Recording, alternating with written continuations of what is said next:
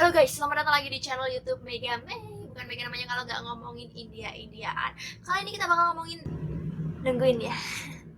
Lagi viral banget pokoknya di Bollywood. Kalian pasti tahu itu tentang apa. Jadi seperti biasa, duduknya nyaman, nikmati popcorn dan jangan kemana-mana because it's city time with Mega May.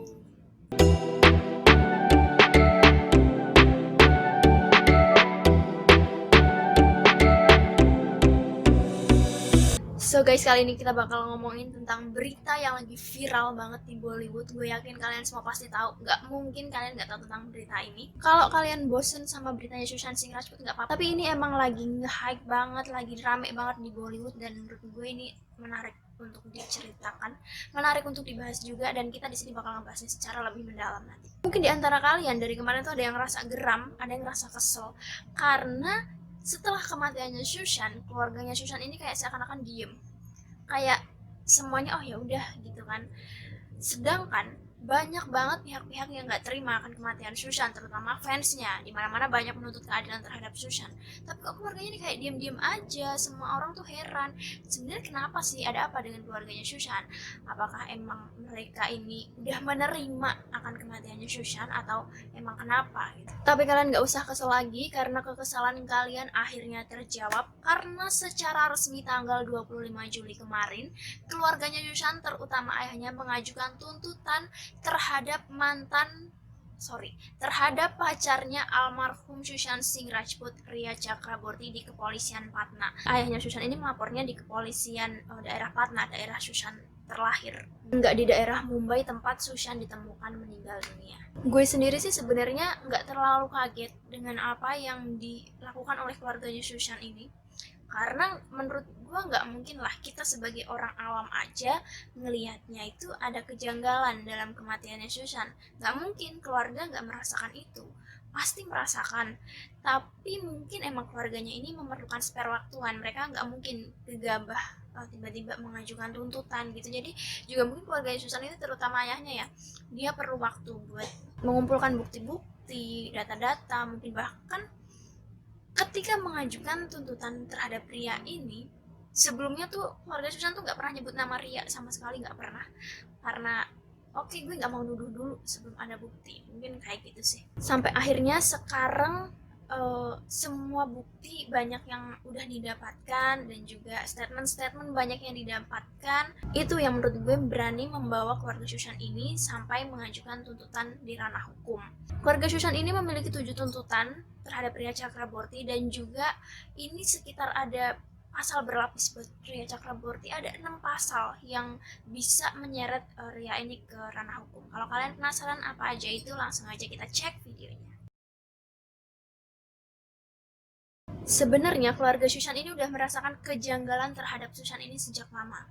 Karena tepatnya pada tanggal 25 Februari 2020, ini sekitar Februari, Maret, April, Mei, Juni, 4 bulan sebelum kematian Sushant ini, keluarga Sushant ini udah sempat mendekati kepolisian Bandra untuk mengawasi Sushant Singh Rajput. Karena waktu itu kayak keluarga Sushant ini ngerasa kayaknya ada nggak beres nih sama anak gua, kayaknya dia dikendalikan sama seseorang deh gitu. Jadi waktu itu keluarganya Sushant mencoba mendekati polisi Bandra dan ngomong kayak, anak saya ini Sushant sedang dalam keadaan yang buruk gitu, dia kayaknya ada sesuatu yang nggak beres, tolong awasi jangan sampai ada apa-apa. Tapi nggak tahu sih kelanjutannya gimana kok, apakah kepolisian Bandra ini menerima keluhan itu atau enggak, karena kalau emang menerima kok sampai akhirnya bunuh diri Sushantnya. Jadi Ria ini mulai memasuki kehidupan Sushant pada Mei 2019, dan sejak saat itu hidup Sushant ini kayak dikendalikan sama Ria dan juga keluarganya. Pokoknya semua kepentingan Sushant itu kayak dikendaliin sama Ria, mulai dari keuangannya, pekerjaannya, semuanya dah pokoknya dikendaliin sama dia. Dan juga selama mereka pacaran ini kan mereka sempat tinggal bareng kayaknya di rumahnya Sushant. Nah, pas tinggal bareng ini itu jadi kesempatan Ria buat kayak membuat Sushant merasa depresi. Di situ Ria kayak sering ngomong ke Sushant kalau, kamu tuh sering ngomong-ngomong hal omong kosong gitu, kayak apa sih, ngigo gitu mungkin kali ya. Kalau kan orang kalau depresi sering ngomong gak jelas gitu kan, ngantur gitu lah. Terus juga Ria ini sempat ngomong kalau rumahnya berhantu. Apa sih, kayak hantu loh pada rumahnya berhantu. Jadi karena alasan rumah berhantu itu, Ria ngajak Sushant buat pindah. Jadi waktu itu Ria ngajak Sushan ini pindah ke sebuah resort yang ada di dekat Bandara Mumbai gitu.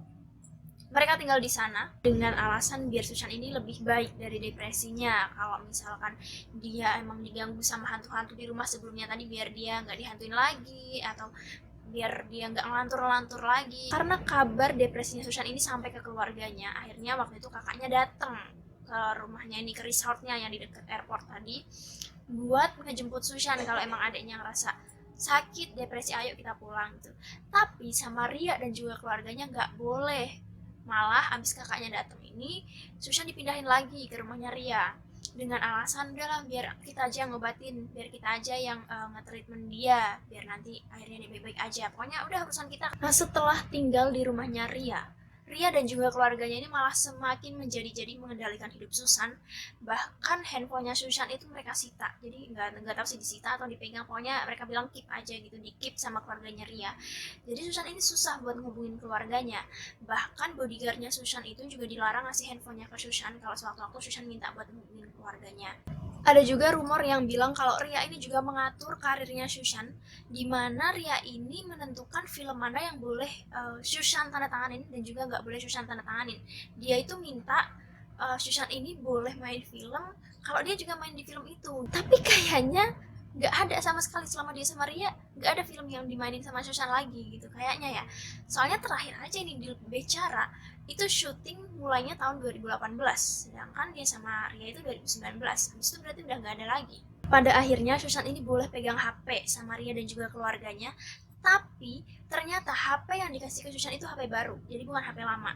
Dimana HP baru, nomor baru juga, dan HP ini didaftarkan dengan nomor ID yang udah ditentukan sama Ria dan juga keluarganya. Jadi kayak HP-nya ini tuh kayak meskipun dipegang sama Sushan, HP ini dikontrol sama keluarganya gitu loh. Dikontrol buat kayak bisa ngelacak gitu sih, mungkin kayak bisa ngelacak isinya apa aja, dia nelpon siapa aja, kayak gitu mungkin. Selain membelikan handphone baru, Ria dan juga keluarganya ini mengganti semua pekerja yang bekerja dengan Sushan. Nggak disebutin di sini siapa aja yang diganti, tapi gue curiga kayaknya pembantunya diganti deh. Mungkin juga bodyguardnya, manajernya. Selama Sushan tinggal di rumah Ria, dia sempat mengunjungi kakaknya di daerah Delhi dan juga Haryana selama 2 hari. Tapi selama 2 hari tuh Sushan tuh gak tenang di sana karena diteleponin mulu sama si Ria ini kan, diteleponin, suruh pulang terus gitu kan. Akhirnya dia pulang, dan setelah dia pulang itu kayak semakin dikekang sama si Ria dan juga keluarganya. Mungkin keluarganya khawatir kali ya, ini anak udah bisa keluar nih, udah ketemu keluarganya nih. Dan pada akhirnya setelah kepulangannya dari rumah kakaknya di Delhi sama Haryana tadi, hubungan Sushan dan juga keluarganya ini semakin sulit. Komunikasinya tuh tambah sulit banget, susah dihubungin. Setelah itu Sushan ini kayak sadar kalau Ria ini cuma memanfaatkan dirinya. Akhirnya dia sempat bilang ke Ria kalau dia mau meninggalkan industri perfilman dan dia mau pulang ke Patna buat organic farming. Dia bilang organic farming itu bertani, mungkin maksudnya bertani kayak berkebun, farming kan bertani ya. Oh, dia pengen jadi petani aja dah di kampung mungkin kayak gitu dah. Dia nggak mau lagi kerja di industri. Nah, di situ si Ria merasa kayak, oh, maksudnya gimana, minta putus gitu kan? Karena kan kalau udah dia otomatis di industri perfilman, otomatis dia nggak punya penghasilan dong. Dia penghasilannya biasa aja. Di situ, ketika Sushan memutuskan buat keluar dari industri, si Ria ini ngancam Sushan Singh Rajput kalau misalkan nanti kamu keluar dari industri dan kita putus, aku bakal nyebar laporan medis yang nunjukin kalau kamu lagi depresi. Jahat. Di situ kayaknya Ria mulai sadar kalau Sushan ini udah di luar kendalinya dia, udah nggak ngedengerin dia lagi, udah nggak berguna buat dia lagi. Akhirnya Ria ini memutuskan buat pergi dari Sushan pada tanggal 8 Juni. Nah, pas dia pergi ini, dia nggak pergi dengan tangan kosong. Ria ini meninggalkan Sushan dengan ngebawa semua uangnya Sushan, termasuk uang cash dan juga kartu kreditnya, laptop, perhiasan, dan juga yang paling penting laporan medisnya Sushan dibawa sama dia. Gimana Sushan gak takut? Entah kebetulan atau gimana, sehari setelah kepergian Ria, mantan manajer Sushan itu di Shashalian meninggal dunia yang diduga akibat bunuh diri terjun dari lantai 6 atau 12 apartemen gitu. Banyak yang berspekulasi Disha ini juga nggak bunuh diri, tapi dia dibunuh. Dan di situ Sushan ngerasa takut banget atas kematian Disha. Dia takut kalau Ria ini ngejebak dia atas kematian Disha, karena kan gimana pun Disha ini mantan manajer Sushan yang ya sedikit banyak Sushan pasti tahu lah tentang Disha. Jadi dia takut banget pas tahu kalau Disha ini meninggal. Setelah kepergian Disha, Sushan ini coba ngehubungin Ria, ngehubungin terus biar nggak difitnah atau gimana mungkin. Tapi Ria ini nggak pernah ngangkat teleponnya dari Sushan, sama sekali nggak pernah diangkat, malah nomornya Sushan ini diblokir. Setelah diblokir itu mungkin dia cerita ke keluarganya dia ada masalah kayak gini. Akhirnya kakaknya Sushan ini memutuskan untuk tinggal dengan Sushan untuk sementara waktu, sekitar 3-4 hari. Dia tinggal dengan Sushan untuk memastikan tuh adiknya bakal baik-baik aja, nggak bakal kenapa-napa kok, gitu, semua baik-baik aja gitu. Soalnya Sushan bener-bener ketakutan banget waktu itu. Tapi sayangnya kakaknya ini punya anak kecil, jadi mau gak mau dia harus balik lagi ke rumah. Jadi setelah beberapa hari tinggal sama Sushan, sekitar 4 hari, kakaknya ini pulang lagi buat ngurusin anaknya, tapi 2 hari kemudian adiknya ditemukan meninggal dunia gantung diri. Setelah kematian Sushan yang dirasa nggak beres tadi, akhirnya membawa keluarga Sushan Singh Rajput untuk mengajukan tuntutan terhadap Ria Chakraborty karena mereka menduga ada kerjasama antara Ria, keluarganya, dan juga pembantu-pembantunya yang ada di rumah. Ada 7 poin yang diajukan untuk menuntut Ria Chakraborty. Poin pertama itu adalah sebelum tahun 2019, sebelum ketemu sama si Ria ini, Sushan ini nggak pernah punya riwayat depresi ataupun penyakit mental lainnya. Kok tiba-tiba pas ketemu sama Ria, dia punya penyakit mental gitu. Di situ keluarganya menuntut untuk mencoba menginvestigasi kasus itu. Poin kedua adalah keluarganya Sushan Singh Rajput ini meminta polisi untuk mengusut tentang tempat tinggal Sushan yang selama ini sama Ria, karena ternyata Ria selama ini nggak pernah minta izin ke keluarga Sushan, entah izin secara tertulis ataupun secara lisan ngomong langsung kalau keluarga mereka ini mau mengurus Sushan selama Sushan ini sakit. Jadi kan menurut Ria kan Sushan ini lagi masa depresi, lagi masa mental issues health gitu kan. Kenapa dia nggak izin sama keluarganya buat mengurus kalau emang kejadiannya seperti itu, sedangkan keluarganya ngerasa kalau emang kenyataannya dia depresi, bukannya lebih baik dia sama keluarganya aja. Karena kan kita yang tahu Sushan, kita yang ngerti Sushan, kita yang lebih kenal Sushan. Lu siapa? Lu baru datang, lu pacarnya doang. Poin ketiga adalah keluarga Sushan ini minta untuk polisi juga menyelidiki dokter yang menangani depresi Sushan Singh Rajput, karena kan katanya selama tinggal sama Ria ini juga ngebawa Sushan ke dokter. Kayak coba diselidiki ada nggak kerjasama, soalnya keluarga ini nggak percaya kalau Sushan ini ada depresi. Mungkin aja dokternya juga dikompor-komporin, dikasih disogok sama Rianya buat ngomong kalau ini depresi, padahal mah enggak, biasa aja, mungkin ya stres-stres biasa.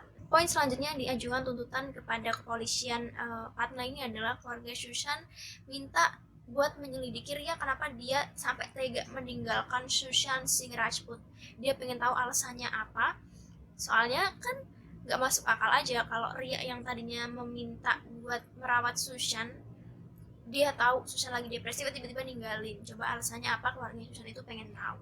Keluarga Sushan ini juga mendapati ada sekitar uang Sushan sebesar 15 crore yang ditransfer ke rekening yang tidak berkepentingan dengan Sushan.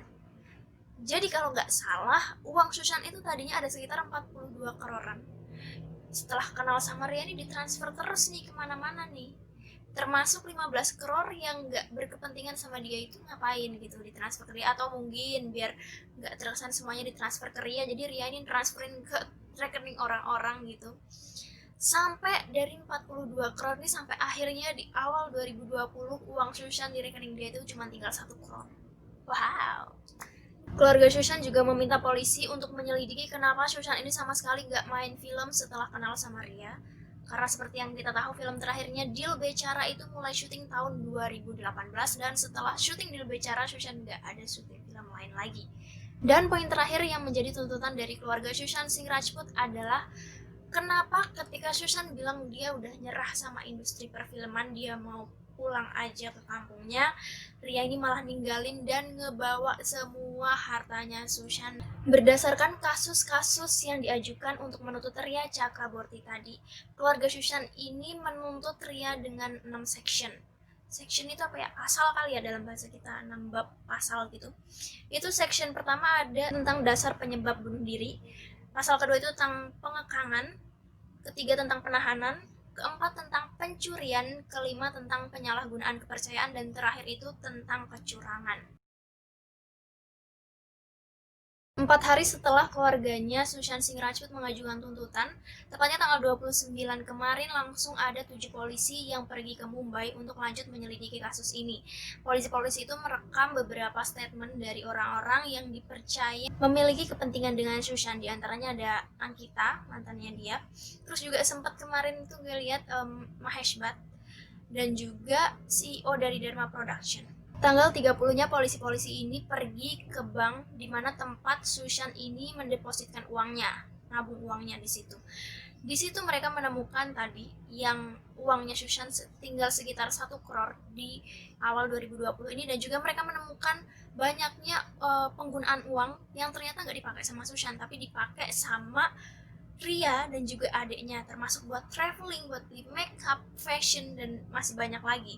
Setelah naiknya kasus dari keluarga Sushant terhadap Ria Chakraborty, jadi keluarga Sushant ini pengen kayak Ria ini ditangkap dulu, bukan sebagai tersangka tapi sebagai orang yang mau direkam pernyataannya.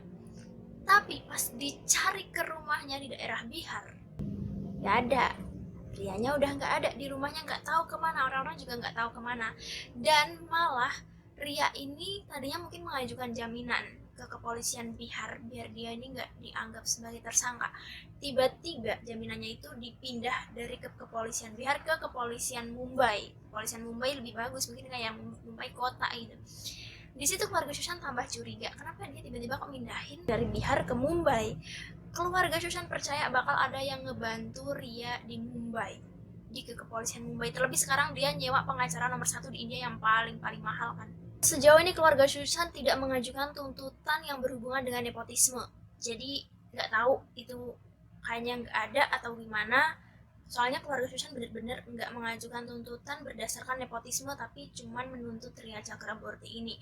Karena berdasarkan statement terakhir dari Ankita, mantannya Sushant Singh Rajput ini, dia mengkonfirmasi kalau nggak ada tuh kayak yang dibilang orang-orang nepotisme ini itu tuh nggak ada, karena menurutnya apalagi si Aditya Chopra, Karan Johar, Ekta Kapoor itu sangat mendukung mereka.